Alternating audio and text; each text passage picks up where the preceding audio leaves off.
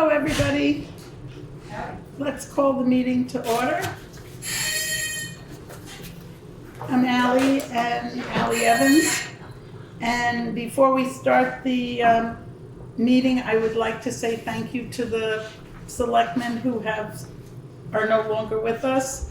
Thank you to the selectmen who are returning, and welcome to the new selectmen. So, we're going to approve the minutes. We have two sets of minutes, February 27th and March 5th. February 27th was the last meeting of the prior board, which I would suggest that we pass over tonight. We can vote on it, but that way we can kind of live with it for a minute and see everything that happened at that meeting and what we, the new board, feel about that. And the second one, I feel we can act on because we were all at town meeting. So I'll make a motion to pass over the minutes for February 27th. And we'd need a second to vote on that. Discussion? Well, do we need a second first? Second and then discussion. Right. So Second. Okay, then discussion. can't we just acknowledge the minutes of the prior meeting since we weren't at that meeting, but we can acknowledge it, at least acknowledge them?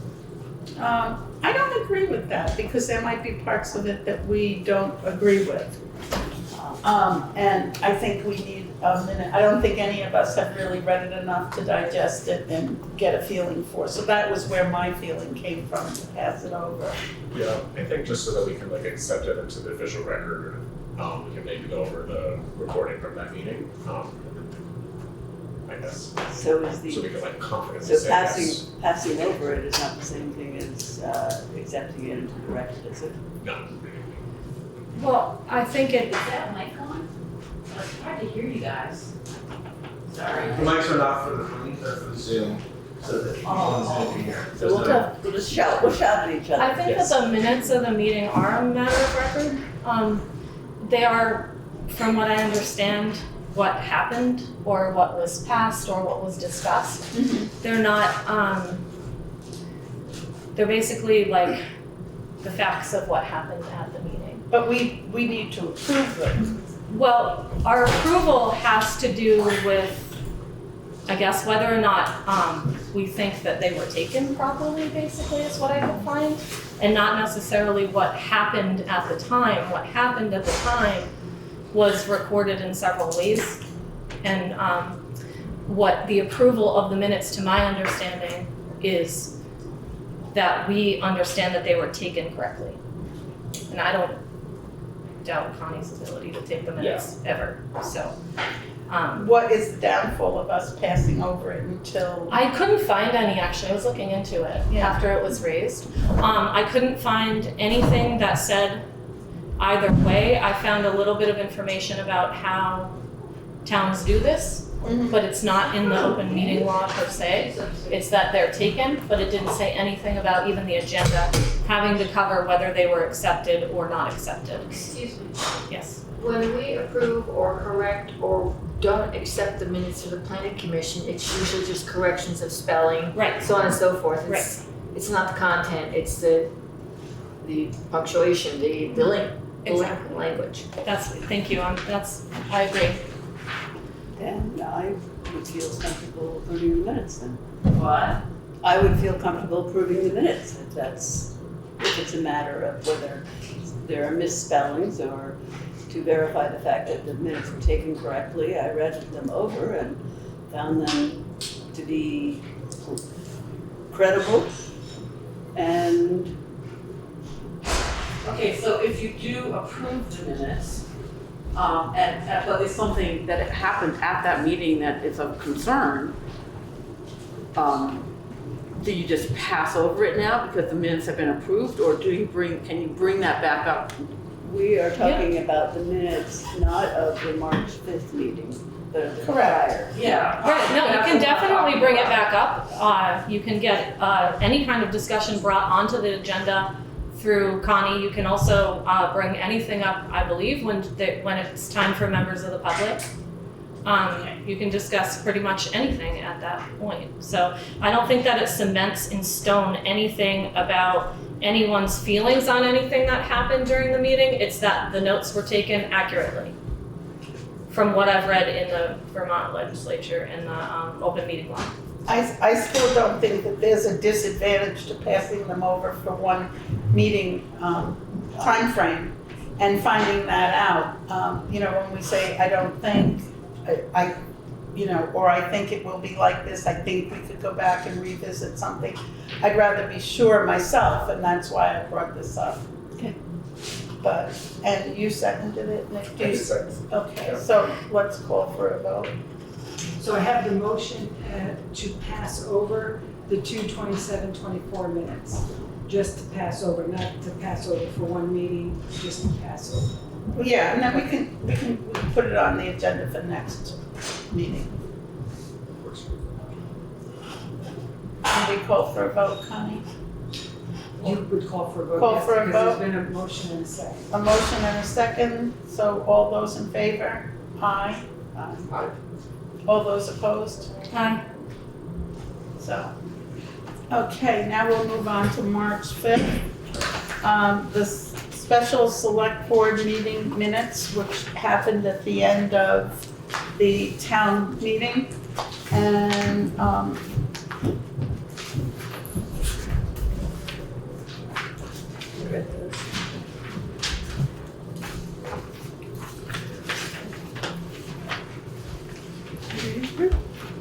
here it is, right here. It's like 5 pages in. Okay, it's pretty straightforward.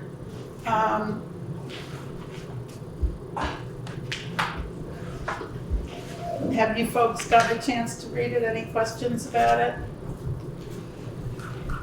I have a question. Yep. I had never heard that the positions were temporary. We mentioned that at the beginning. I don't know if you were like right there yet. No, I was there, I just didn't understand.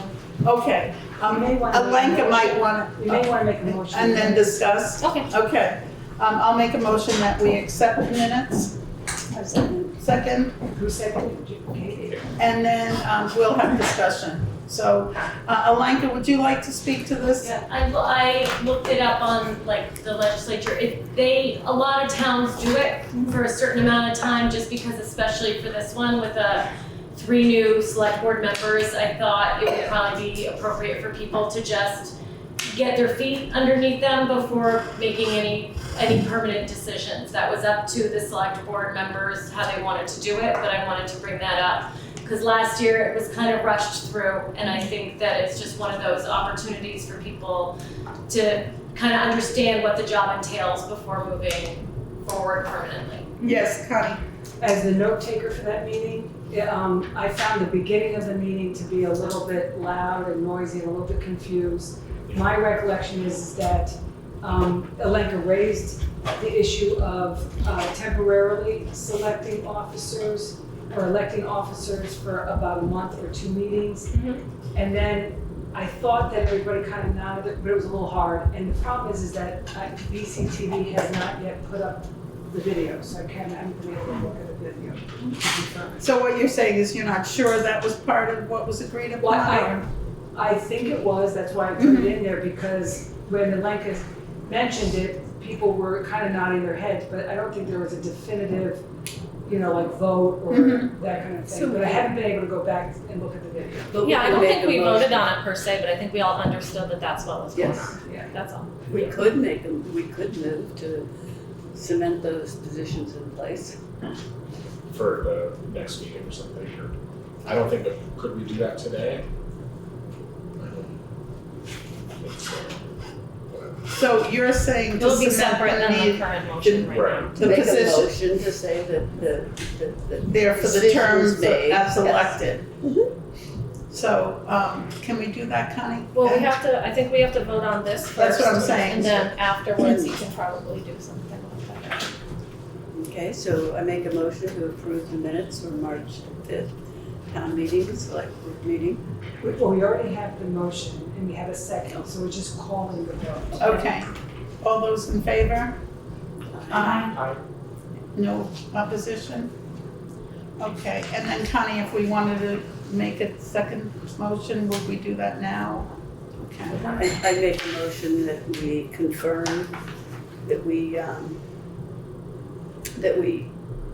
convert the temporary appointments and positions made in March 5th into As elected, not permanent, but to run the course of the term of the select board members. all right, and a second?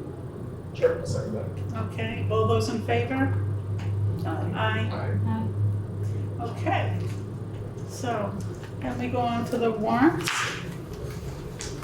And our new clerk will read the warrants for us. I'm the new clerk to the select board. So the warrants for March 11th, 2024 are to pay, number one, payroll in the amount of $14,182.56.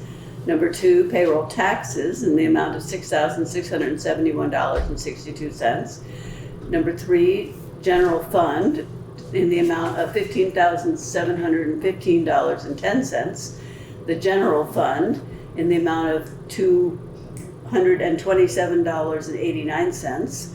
The highway in the amount of $8,464.85. Also for the highway, an amount of $39.99. Highway equipment in the amount of $2,133.05. Also highway equipment in the amount of $174.85. And number 9, education payment to be done on March 15, 2024 in the amount of $681,086.59. The total of the warrants the total is $728,706.50. Thank you. So somebody needs a second, and if I can just do an explanation of something. Okay, A second. I just wanted to point out that the education payment is technically stated here just as an informational warrant because it's a legal and binding obligation, and there's been a directive for years to pay that warrant when it comes due, or that bill when it comes due. So I just want to point out that I would have been instructed to include it, but that it really is for informational purposes.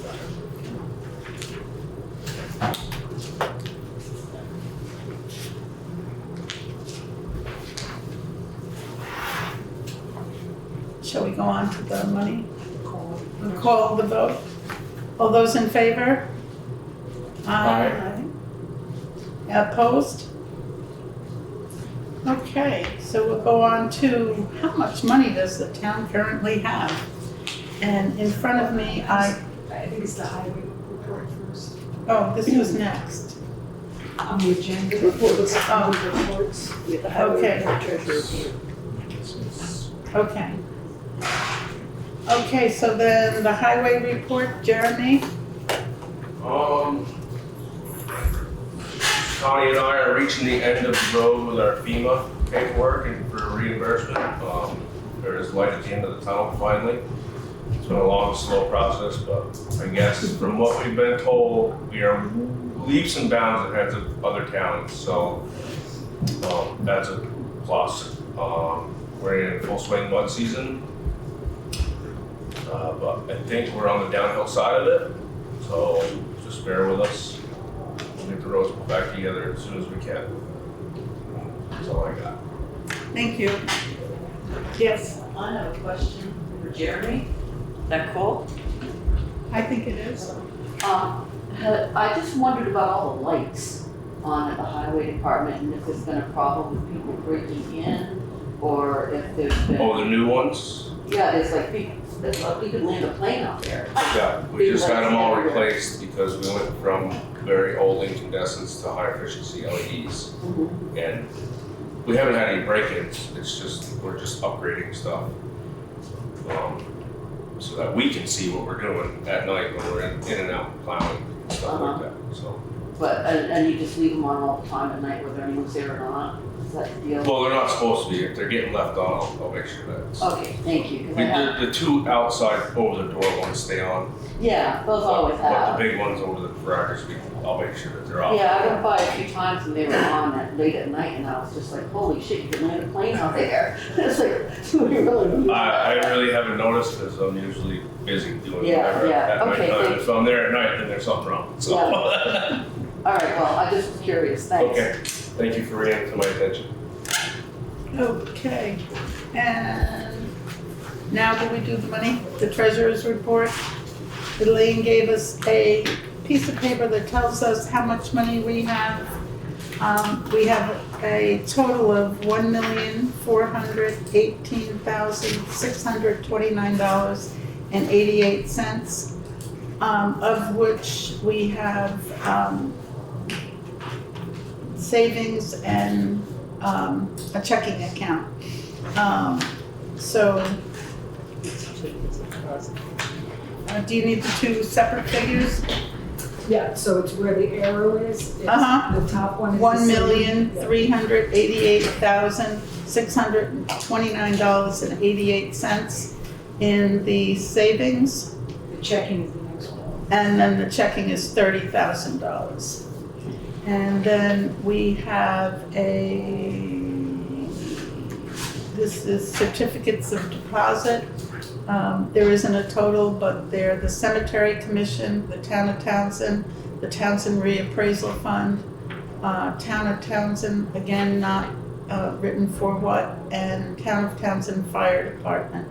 So we have those as record. I don't think we have to read the figures on those. Is this in addition to the, or is that a breakout? These are in addition, these are. In addition to the 1 million? Yes. Okay, got it.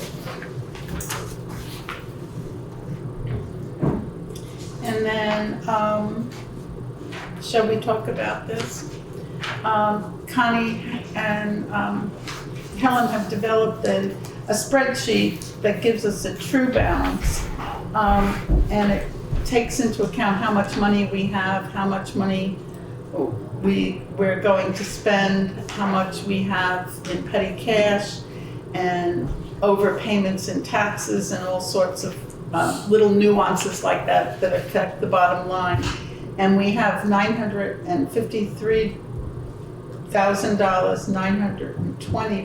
$953,920.63, and that doesn't take into account the 600 and change that we needed to pay the high school.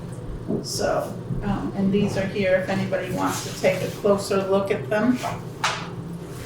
I just want to make sure people understand. So a couple of years ago, the select board asked that after we pay the warrants and after we account for the reserves, what's our real balance of money that we have to work with? And so Helen and I put together this true balance report. So it's just the general fund, and it's what do we really have after paying and taking out our obligations. Okay, and we'll move on to the town clerk's report.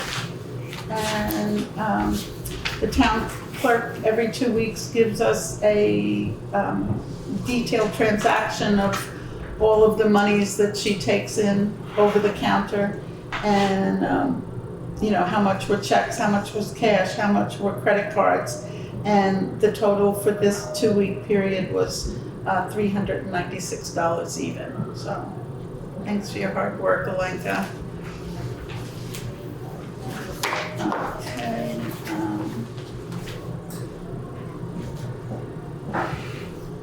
Old business, the Stone Arch Bridge, railways, design, and funding.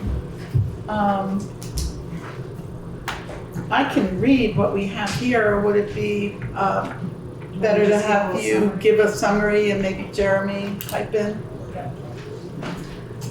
Okay. Yeah, a summary. I read carefully all that one email from the. Brian Post. Yes, I read it 4 times.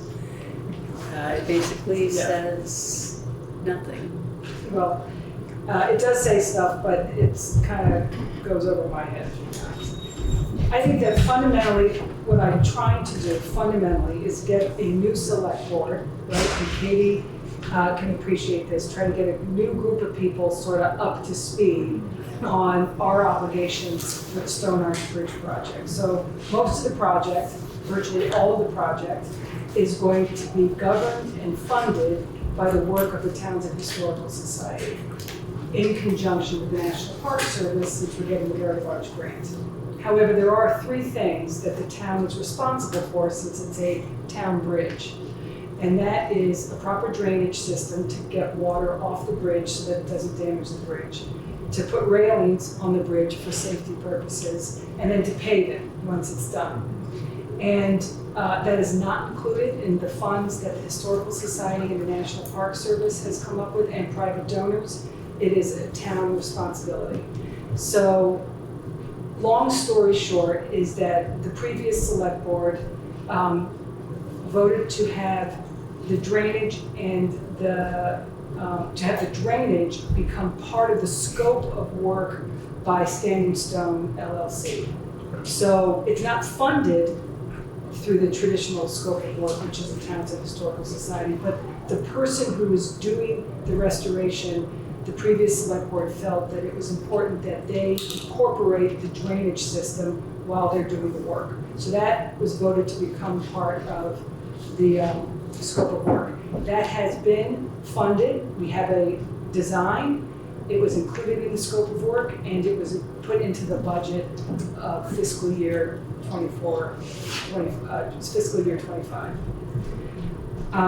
The paving, like I said at town meeting, there's a line item for paving. Jeremy would normally put in a budget for paving. He put in a budget for paving the road, so that has been funded as well. So the last remaining issue is the railings. And there's a couple issues regarding the railings that this select board will have to really engage with, research, and make some decisions in a fairly timely fashion. So once the project starts, it's hopefully going to start by the beginning of June. Once it starts, we do need to know what we're doing for railings by then, so that the contractor can plan accordingly. And incorporate into the system. Yeah. So we have a design. The select board, I believe, asked the current contractor to put together a design for the previous select board to consider. He came back with a design that is a good design. Jeremy believes that it's a good design in terms of attaching it to the bridge and having it sturdy and strong. It's a design that fulfills the historic part. I believe it's a requirement of the grant from the National Park Service. So it does 2 things, but it was very pricey. It came in way over cost. Yeah.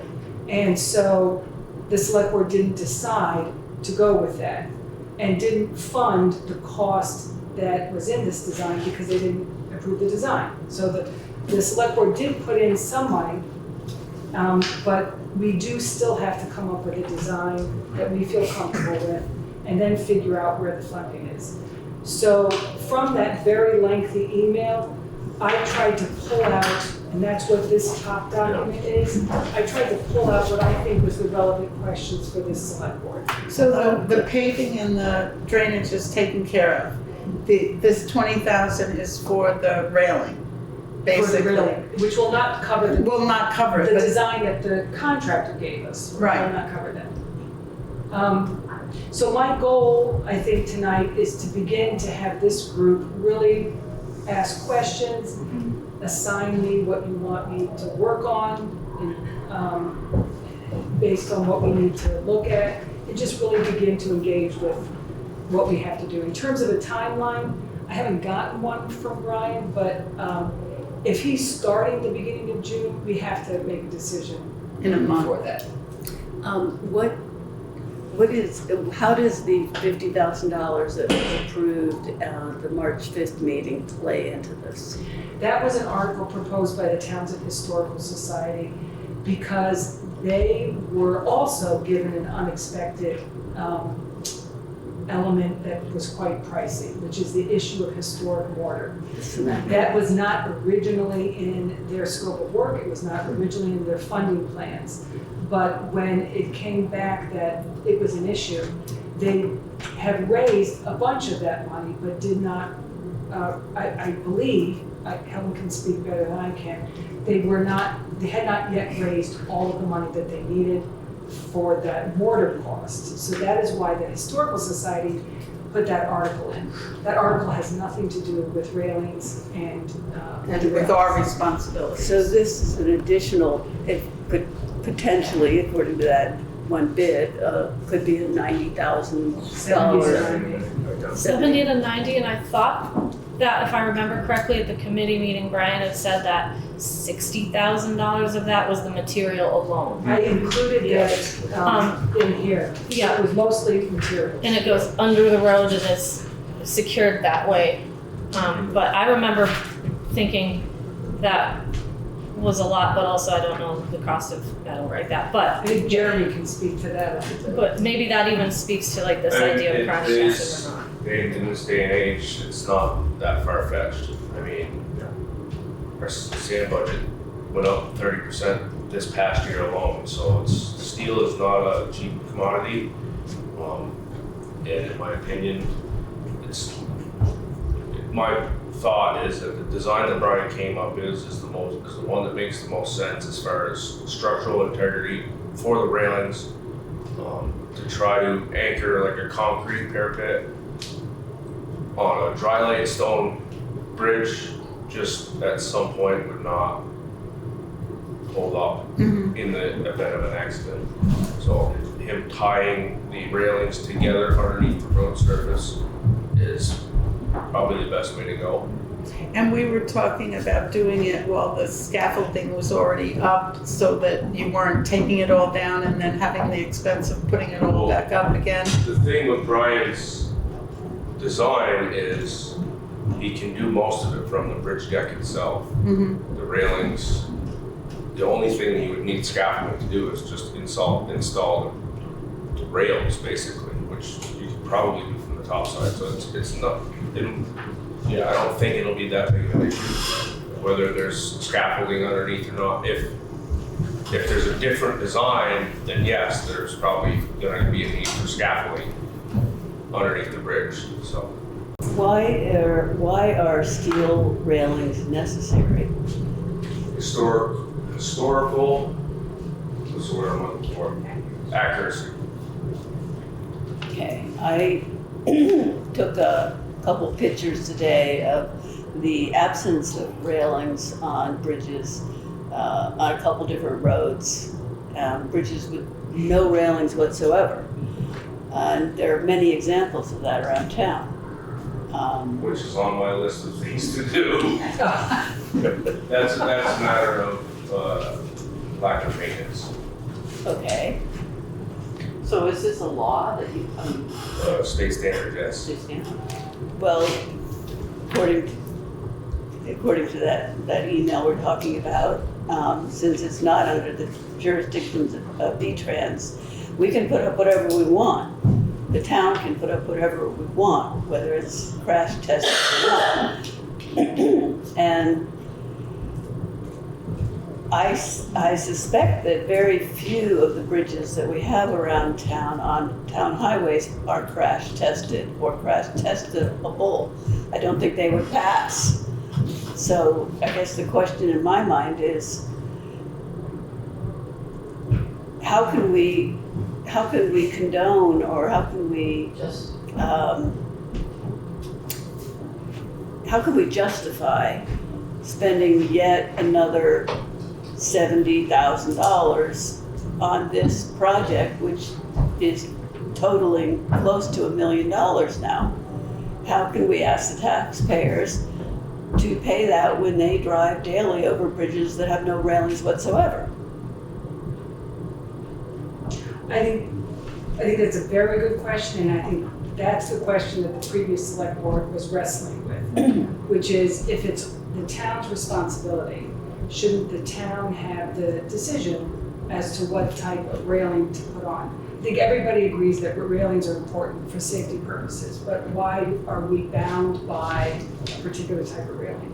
And that's what the previous, and that is why they hadn't made a decision, because they were wrestling with that. I think we also had talked a little bit about the idea, because it was okayed that it could possibly be a temporary railing for a certain amount of time, but we didn't want to then have to go backwards and rip up work that had been done and sort of pay double in that way by putting something temporary. We felt like we wanted to make a decision. Well, what about Can I if also just add to that? So I think what is the relevant issue here is when Jeremy talks about historic, it is, and I believe I have gotten this from Lee Petty, who is the administrator of the National Park Service grant for $220,000. They have certain requirements, because this is not a repair to the bridge, this is a preservation and a restoration of a historical landmark. And so they look at it as we're restoring it to what it was, or we're preserving what was. And what was, there are two types of railings. The original railing was, we think, iron with rope, and the second railing was these concrete abutments or concrete things on the bottom that didn't have good drainage, those little concrete things. Curbing. And so the National Park Service has said to the administrator of the grant, Lee Petty, that you basically have a choice of two. You gotta go either with the concrete railings or the mortar railings, or something that looks to be close to the historical nature of the previous one. So Based on what you just said, historical would be to put iron and rope up, but that doesn't meet today's standards of safety. but we're not under obligation. We can put up whatever we want according to, if we're not under the jurisdiction of V-Trans. Well, we haven't checked with our insurance yet That's either. that's Well, why and that's the big thing. I mean, Correct. I think it should come down to insurance. I feel that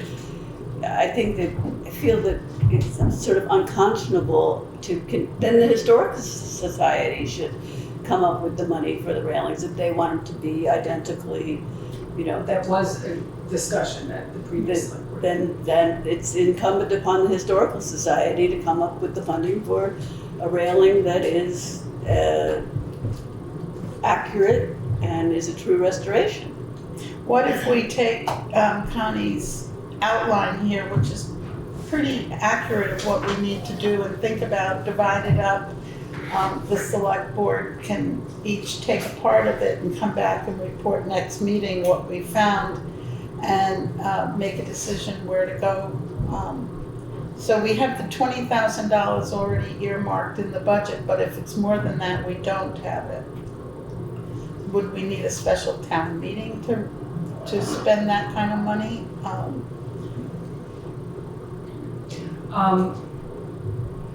Well, that article of 20,000, which is the fiscal year 25, doesn't commence till July 1st. So there is going to be an issue about payment scheduling at some point. And I don't know how that's going to play out. But if you were gonna spend 90, it's 70,000 over that. Well, no, I don't think he's going to get to this. He gets paid when he hits certain benchmarks. I don't think the benchmarks of the railings will happen before July 1st, but after July 1st, there's 20 in there. And I'm not an expert on this, but I would think that the select board has the right to move around money, not do something, or, in some other area of the highway budget to try to create funds. I don't really know how the money is. Well, the select board can deficit spend, but it's not, it's something to think about. I think one of us should take the money piece, one should take the insurance piece, and et cetera, and then report back next meeting so we have a little bit more understanding and information. The insurance piece is pretty pivotal. Would you like to take that piece and get to know Vermont Leagues of Cities and Towns? I have no idea where to start or what we're I'm doing. happy to call the person who we deal with and report to Kate about That'd be grand. What the person is saying, and if there's more questions to ask, she and I can come up with those. It's so basically the question is, Yeah. if the town can put up whatever it wants, if it's not under the jurisdiction of V-Trans, how will that affect our insurance, liability insurance? It's also, do they require crash testing? That, okay. Yeah, so crash testing and how. Crash testing and how that will influence our liability. And the grant, will the grant pull the money back if we don't do X, Y, and Z? That's somebody, I think that somebody should have that, because my understanding from Lee Petty is that it could put the grant in jeopardy. So hold on. So the Historical Society gets a grant for 200, 20,000. 221,000 from the feds, 20,000 from the state, okay, and those are matched grants. okay, We paid 221,000, they reimbursed us for 221,000. Same thing with the 20,000 for the state. okay, so $241,000 Or grants. at the grants. And has the town matched that? We haven't put out any money yet, we won't be reimbursed until that will be paid the bills. But For certain benchmarks. We've encumbered We it. have committed to that. How much have we committed thus far? 288,000. Okay, so So we're that's already, 288 that is available now, and Plus then the another 50,000 that would be available July 1st, this is next year's budget. okay, 288 plus the 50,000 that was voted. So the town, the taxpayers have already put in, let me see,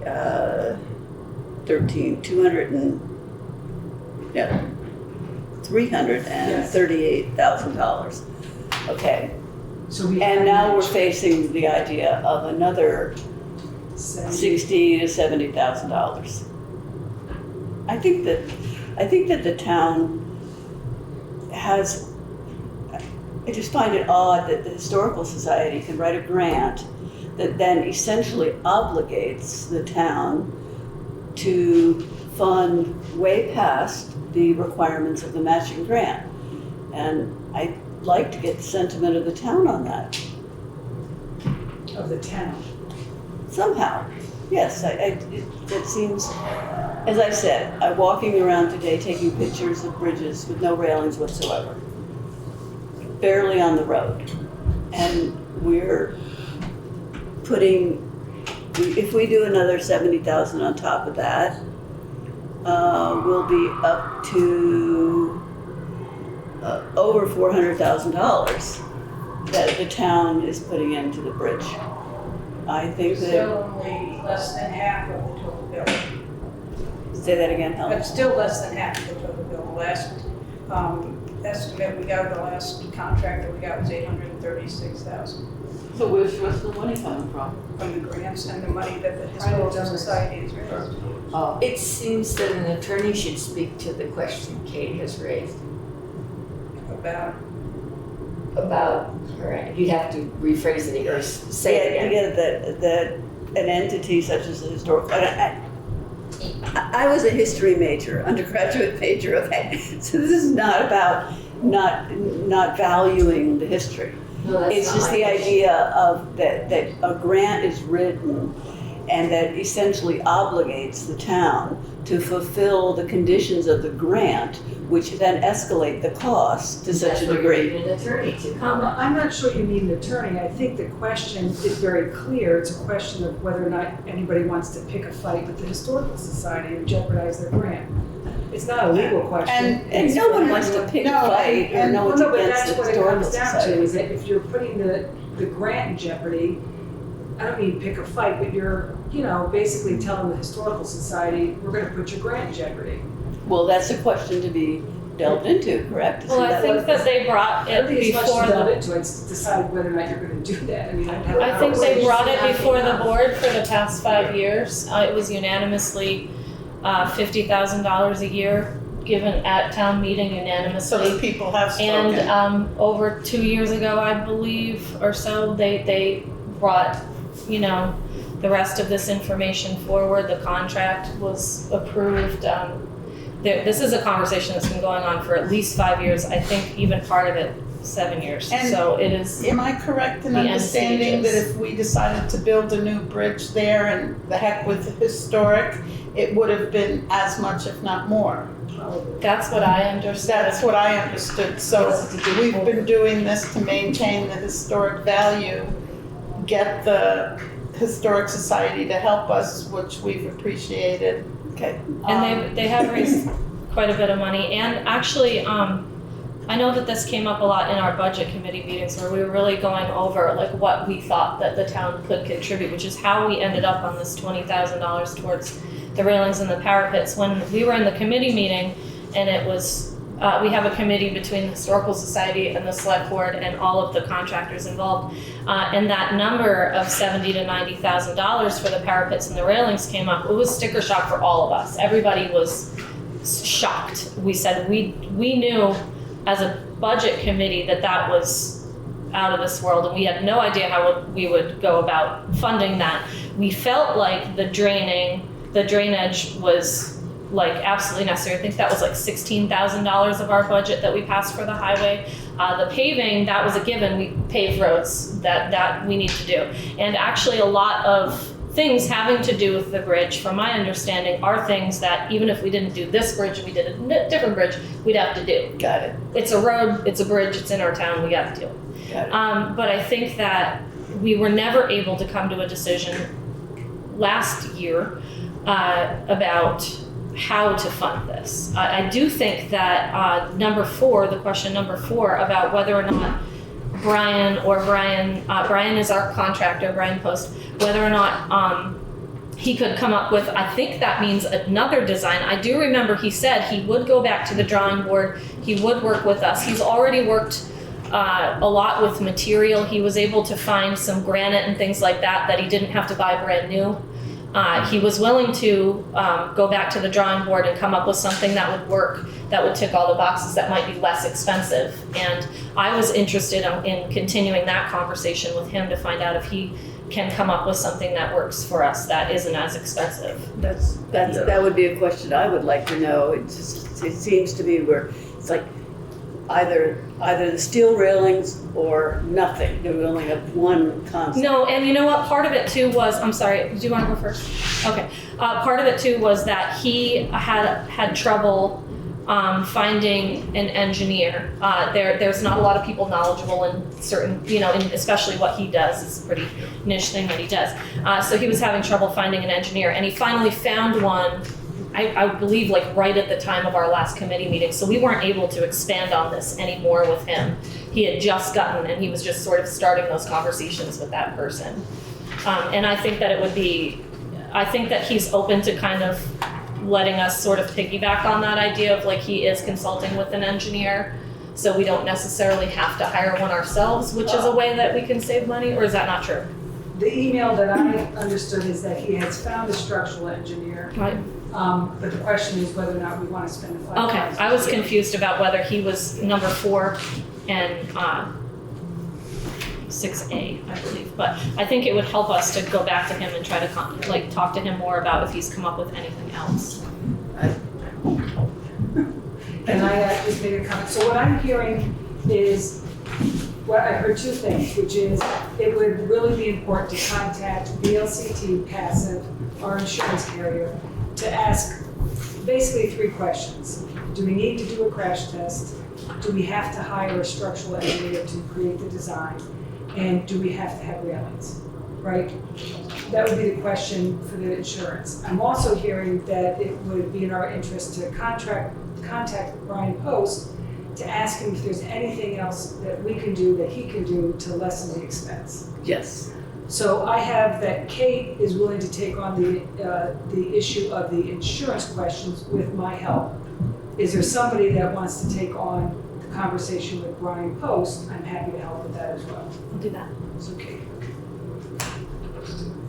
Question. If I remember what I've read about stone arch bridges in Townsend, they were built in the 20s and 30s, is that correct? 1910, I think. Okay, so somebody who lived here, went to Europe, I think Britain, saw them there, admired them, came back here and constructed them. Well, I see them regularly on Facebook when I look at sites, primarily Britain. They're in excess of 700 years old. So has anybody involved with any portion of this project in the last decade examine the possibility that the design is faulty, or even consulted with somebody from Europe who's built them, who's maintained them, whatever. We seems have like- many followed bridges here in Townsend. Because $750,000 for one bridge, and don't we have 3, and have the others already been rehabbed? And But they're very different bridges, they're very much So, smaller. yeah, so there's 5 in town. This is the only one that's still in service, other than the Route 35 ones, which was done, when did they expand that? I don't know, I haven't been here. It was The before issue with- 1980. Simpson Brook, that- Yeah, it's Simpson been a Yep. lot The before. issue with the Stonehurst Bridge in West Townsend is the arch itself is not falling apart. It's the walls that are pushing out. So when they put those concrete barriers on it, it put more stress on the walls. And, trucks and cars, it's starting to push all those stones out. They're starting to fall apart. This is why it needs to be dealt with. So the Yeah. structure of the bridge, the arch, is in perfect condition from what Ryan has told me. They shouldn't have fixed it because it wasn't broken. Okay, we have Connie and then So Laura. just to answer a couple of those other questions, so I don't know the history totally, but I was under the impression that Follett was a local man who, I'm not sure he traveled anywhere to learn that, I don't know that, but it's my understanding that he built about 100 or so bridges in the area. This is a preservation project. That's why certain masons who work with dry stone structures were the ones that were required for the grant. So in 2018, a dry stone mason looked at the bridge and said that it needs some work and here's what needs to be done. That was the basis of the current report made by a structural engineer, that in fact the bridge has worsened since 2018 and here's what should be done. So there's 2 reports from qualified people, some of which are Great Britain stone, dry stone masons, certified, whatever, I can't remember what the title is. So I think that they are looking at it. Laura? I was just thinking that if you look around at all the bridges that are newer, that have gotten trashed from flooding, if you look at the highway, they've been rebuilding bridges on the highway that are much newer, cost way more. It's like, seems to me they've held up pretty damn good, and they're beautiful.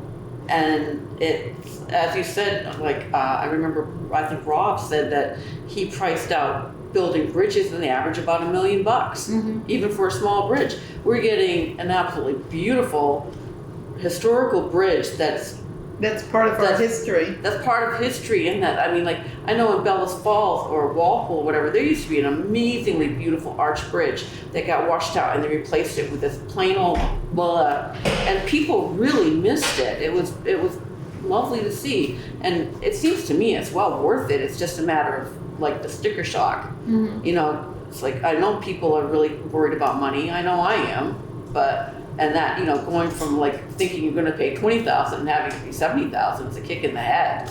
But if that guy's willing to work with it, or maybe the historical society is willing to, put more effort into, maybe, I know they've worked real hard, but I mean, it sounds like these bridges are really, they're doing really well. And I looked at the one on Simpson Brook Road, and I don't know you can't see much of it, but You have to crawl what I down can in there. see, it looks fine, and it's beautiful, so. Can I say something quick? Sure. I know that one issue that I saw come up last year or the year before about the bridge also was that there's a lot more development going on Back Windham Road than there has been in a really long time. And there's houses being built, there's a lot more big trucks going over that bridge, which it was never Designed for, and people just never did that before, but that happens now if you think about the amount of stuff people have delivered to their houses now even. But there is a lot of development going on over there, and I think it's just adding to everything. And it just feels like even with all of that going on, it's just And it wasn't the time. It wasn't the site where you could have said, okay, obliterate history and just build a big bridge because of the way It's a really the touchy landscape space, is. yeah. It just was not available to anything but what it was. Even the project itself is gonna be really invasive for those neighbors right Mhm. there. They're trying to be really communicative with everybody around there, which I think we're also gonna have to think about being, because it's a really intimate space. Right. It is. It's gonna take a lot of communication with everybody around there. Well, Is there a load limit on the bridge? Right now it's at 5 ton. The thing with the stone arch bridge is the more weight you put on them, the stronger they get. But we're trying to limit truck traffic on them right now.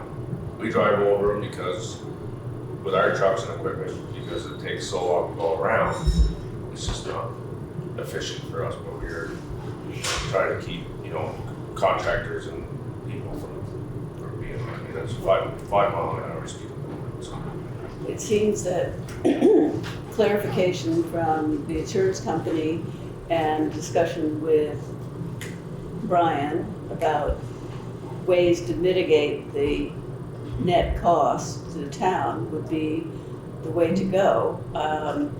I think that the townspeople, taxpayers, at least deserve to know that we've exhausted all possible avenues of fulfilling the needs of the grant and completing the project. Okay, and we'll revisit that next meeting. So, shall we move on? New business, Windham Hill Road repair. I'm sorry, Ally, can I just ask one Sure. other thing? There was something that was raised, and I didn't know if you wanted to act on this.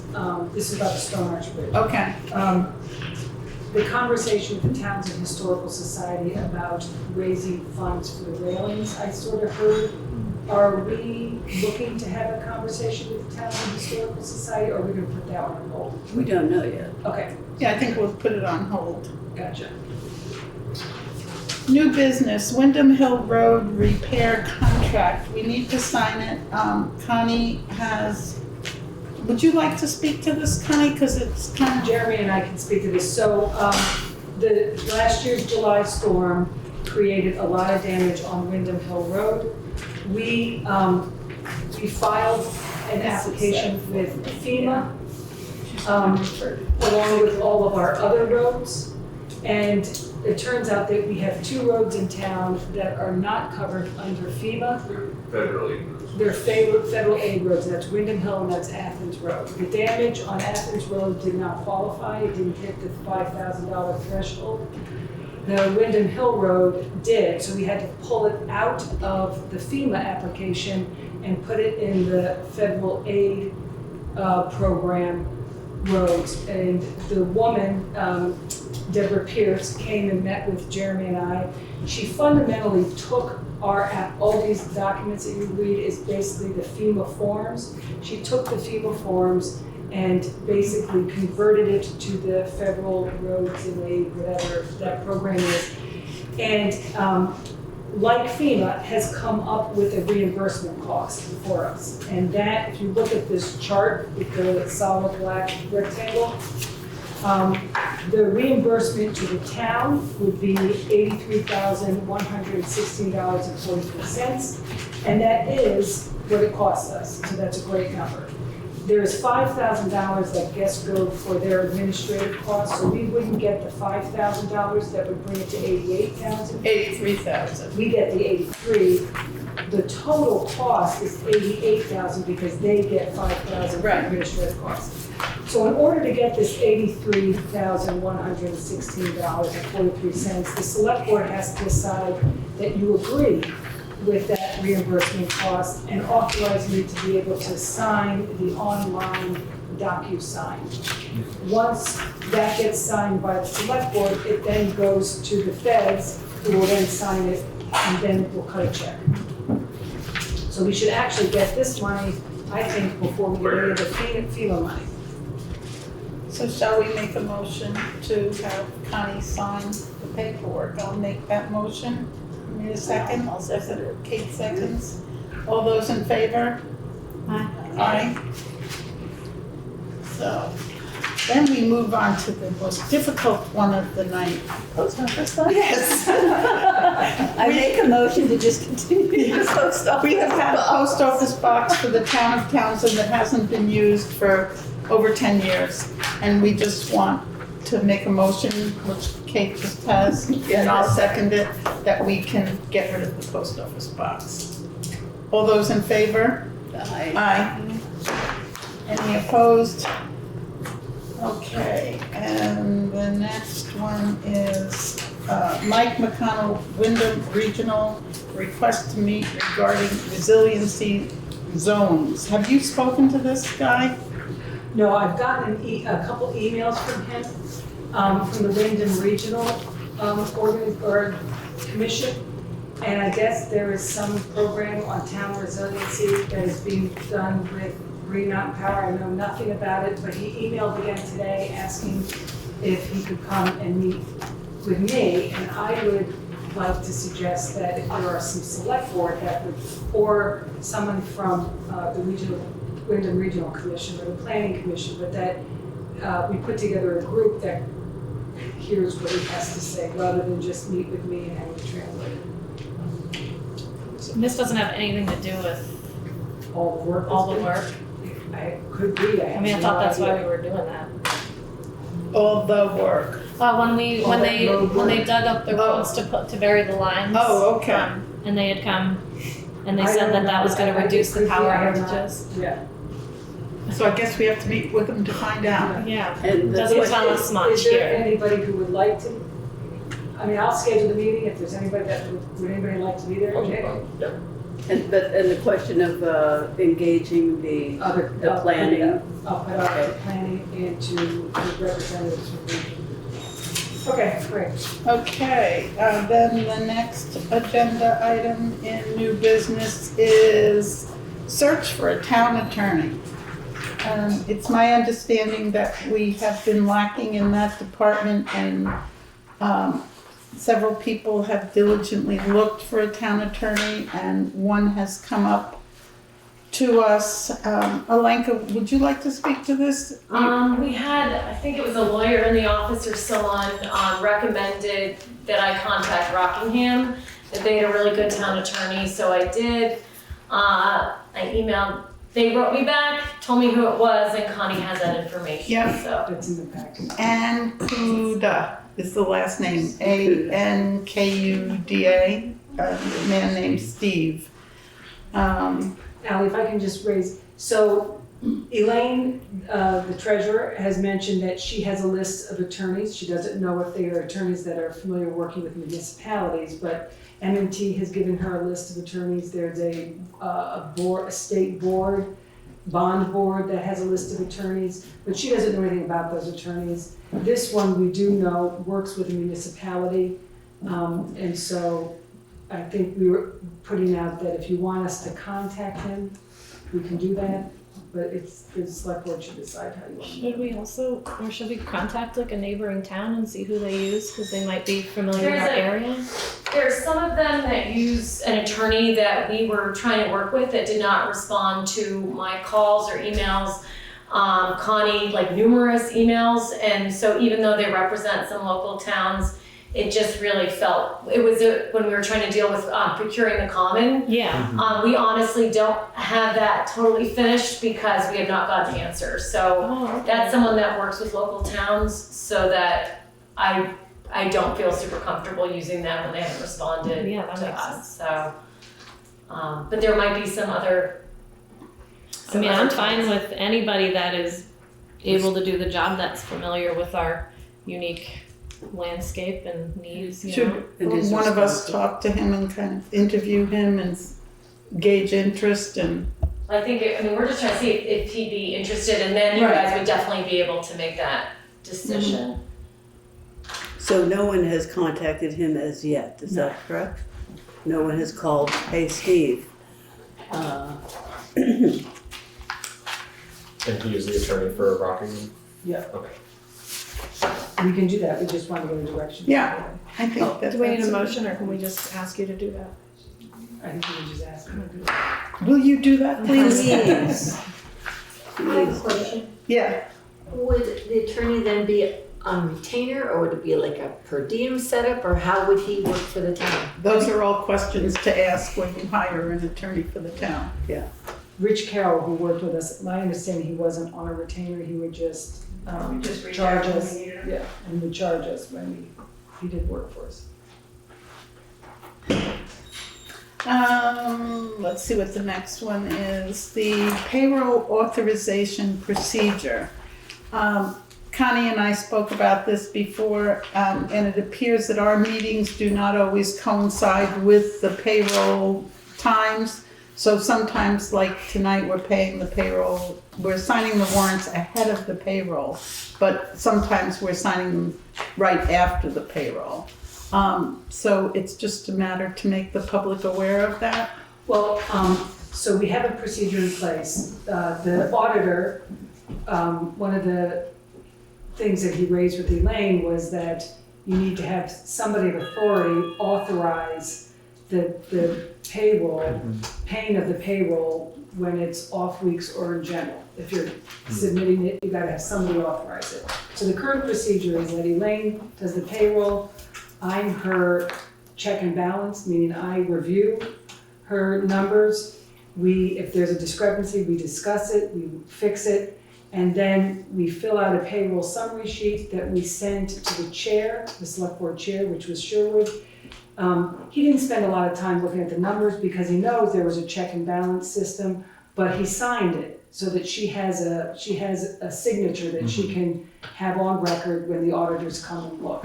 So we would need somebody, most likely the chair, to authorize the payroll. So my recommendation is that we do the same procedure, because it's a good procedure, because we have two sets of eyes on it, and that we send, like we do with Sherwood, we send the payroll authorization that Elaine and I have approved to the chair, and she doesn't have to sign it right away, but she can just send an email back saying, I've reviewed this and I authorize it. Mm-hmm.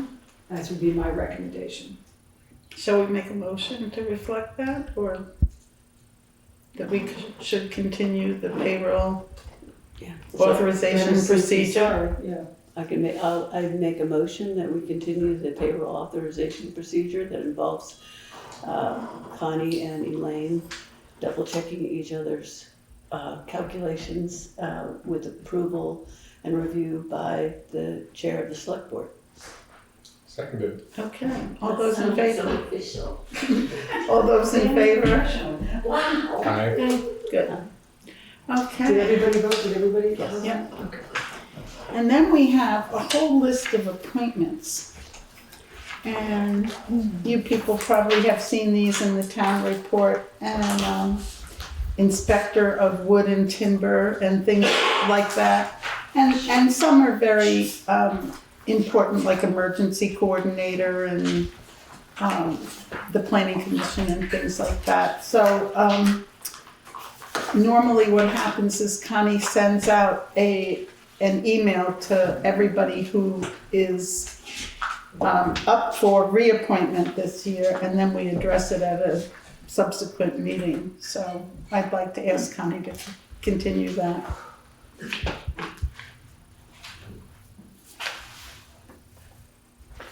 I And, have a question. yes, Is there, okay, so you've got this list of people, and there's people that are already in place to do those particular services. What if you have someone more than one person that might be interested in doing a particular service? How is that addressed? that's usually addressed by the select board, appoints. Comes before the select board? Is that how they express their interest? I don't remember, do you remember how that It happens? hasn't happened since I've been here, but I would assume that the select board would make a determination based on something, and maybe the select board asked those people to attend, submit something, but that they would make the decision based on Or something. if one person has experience in it and the other person doesn't. But I think basically it's up to the select board how that happens. But if we have a fight over the weigher of coals, we'll. Well, I was thinking the emergency coordinator or Uh-huh. something, that seems kind of important. It does seem And I don't know important. who's in charge of it, or And, what happened to the people. I'm just one person, but I think if you had two people that were very good at it, I think we could put two names in there myself. But we could address those when we get there. So, let's see, what else? Is that the end of the meeting? My goodness. Okay, we have no executive sessions, we have a hand in the audience. I have a question regarding the use of this building and insurance. Specifically, the Alcoholics Anonymous group, can I say that out loud, meets here a specific night each week. Are they required to pay for insurance? Are they covered by the VLCT insurance that is in place on this building? What's the situation there? Does anybody know? I don't know, and I would guess that A probably has insurance, but I don't know that for a fact. I can check with Dan. We could find out. It would be interesting to know because I was a member of Community Hope and Action and insurance never came up. Paying a rental fee when we did a monthly dinner came up, but insurance never came up. And Excuse me. Huh? We did have to have insurance. We did? Yeah, we had a rider through Thrives. Okay, all right. That wasn't a factor. Good to know, because there's groups, organizations that want to use the building for things, and it keeps getting sent back to them that they must provide insurance, and there are avenues you can go down to do that, like use a rider from your home's insurance. It's not possible for everybody, but I was curious. We'll check. Okay, thank you. Yes, I'm sorry, I missed the members of the public part somehow. I must have been sleeping, that's. or maybe I missed it. I don't know, but, so I just wanted to bring up something, which is one of the, I come and be a pest anyway, but, I just, wanted to bring up, the thing that, Rich Hagee brought up at the end of the meeting, the town meeting. I had some concerns about it. I wasn't sure whether the present select board is going to deal with that situation. I actually called the Vermont Municipal Advisor. Didn't get any return call, of course. Just because I was concerned about how it was done, whether it was done in a way that did not get the town in any kind of legal trouble. Of concern. And so I just wondered if the select board has thought about any of this, or, you know. We haven't, but we will discuss it. Okay. I have thought about it, and I read carefully the conflict of interest section in the handbook and fully intend to address it. Cool. This is our first meeting, we're getting our feet under us. I know, I'm sorry to throw all That's this all out. right. I feel like you guys have a lot on your plates, for sure. Just curious. Could you specify, so what was the, that you Well, during the very last select board meeting, I think you were here. Yes. There was a job put forward by a select board member For the for the grant writing, and it was put forward and passed within minutes. And it had never been mentioned previously. It wasn't posted. There wasn't very much detail involved as far as what were the perimeters, what, you know, any requirements, anything. It just kind of happened. And I don't have anything against anybody that or I just was like, that's kind of like, afterwards I was just thinking, that doesn't seem quite right. And then Rick Hagee also had brought that up, that it was a conflict of interest. And I would just like to try to have the town not have to be dealing with any legalities where somebody gets upset and decides to sue our asses, frankly. Yeah. That's what I'm worried about. I think that if it's a job that people genuinely feel that we need to have, that it should be posted and described and done in the regular manner. And if it goes forward, it goes forward, you know? But, so that's what I was concerned about. Yeah. And I appreciate your concern. And that's part of the reason that I thought we should pass over those minutes. But Connie and I discussed this when we were developing the agenda, and it was my thought that let's come together as a board, let's find our cohesion together. And I don't think anything was done with ill intent, but I think we have to be careful in the future that we don't walk on thin ice, so to speak. So that was my thinking, Laura, why we didn't address it tonight. Yeah, I thought maybe. I wanted to bring it forward just to Okay. I promised myself I would. Okay. Okay. We have no executive session. And Why don't we? we only have executive session when there's a matter that's not to the public. Executive session means that we clear the room, we have a meeting ourselves, and then there's only certain parameters you can go into executive session for. And once we come out of executive session, the public's welcome back in. And if we've made a decision, we disclose it then. If not, it's just ongoing and no conversation to the public about it then. Usually it's about legal matters, something that might affect the legal case, maybe a personnel problem or something like that. Well, what arrangement is built into the way the select board works that provides time for we select board members to discuss things? Good question. Well, we can only discuss, we can't be calling up each other and having telephone That's meetings. why I'm asking. Yeah, we have to call a meeting, it has to be warned, and the public has to be invited. We're not allowed to have little secret powwows, so to speak. Right, I'm not asking. No, for that, I'm not, but- I'm just saying as far as trying to make it plain speaking. And so if we want to discuss things, we discuss them in front of the public, we put it on the agenda and, Probably under new business or old business if we've been working on an issue. Okay, So I guess that's how it goes. so for instance, in order to take up the concern that Rick Hagee brought up and that Laura Richardson's now bringing up again, in order for the select board members to discuss that, we have to put it on the agenda for the next meeting as new business, or is it already old business? Old business. Because it was dealt with in a previous meeting, so I would put it under old business. Okay. And is it necessary to make a motion to have that included in the next meeting under old business? You just asked to have it on. you can ask, what happens is I get together with Connie and we develop an agenda. If you want it on, you could call Connie or you could call me, Got it. and have something put on. It's really important to me to make sure that we all function well together and that there's not adversity. And as I said before, I don't think anything was done with any ill intent. No. So I want to keep things cohesive and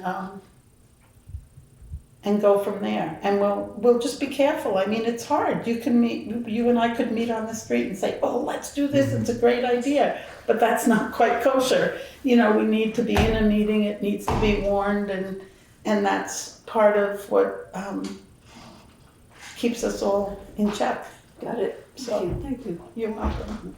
And lets the town know what's going on. Yeah, so it's all Thank transparent. you, guys. We all appreciate that. Yep. That's why we both voted for your raises. So, all right. And our next meeting, we did this on Monday night tonight because one of our board members had a conflict, but we will go back to our regularly scheduled second and fourth Tuesdays. And our next one will be March 26th at 6 p.m. Connie? Yeah, if ever there's any questions that you want to ask any of us, please do, because we want to be open and here for you. I had already purchased tickets to visit my mother in California, and I'll be happy to zoom in to that meeting. Don't like that, but it was already set up. She's 94. She'd be sorely disappointed if I canceled. And it's important. It is. And the selectmen should stay and sign the warrants at the end, please. So we should call for a motion to adjourn? Yes. I make a motion that we adjourn. Seconded. Second, all those in favor? Aye. Aye.